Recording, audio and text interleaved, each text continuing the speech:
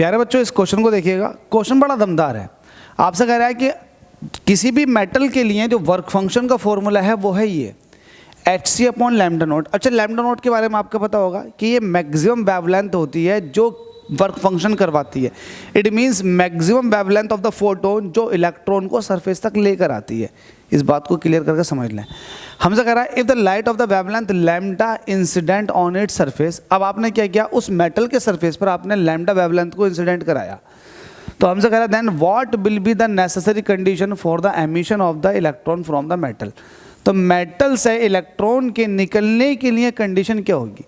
तो पहली बात तो आप पहले थ्रेशोल्ड वेवलेंथ को समझो जो कि लैम्डा नॉट है।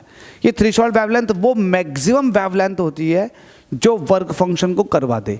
मैक्सिमम वेवलेंथ किसकी, मैक्सिमम वेवलेंथ फोटोन की। तो फोटोन की ये मैक्सिमम वेवलेंथ है जो वर्क फंक्शन को करवाएगी। अब अगर आपको वर्क फंक्शन के अलावा इलेक्ट्रॉन को अगर निकालना तो इससे कम वेवलेंथ का आपको फोटोन लेना पड़ेगा।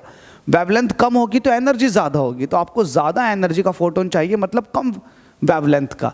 तो हमसे यही कह रहा है कि आपको बताओ एमिशन के लिए, इलेक्ट्रॉन के एमिशन के लिए क्या नेसेसरी कंडीशन है। तो नेसेसरी कंडीशन वो ये है कि जो भी आप वेवलेंथ अब लोगे वो या तो बराबर हो या कम होनी चाहिए थ्रेशोल्ड वेवलेंथ के। तो option number C is the correct answer. ध्यान रखना बहुत इंपॉर्टेंट था। Thank you so much guys.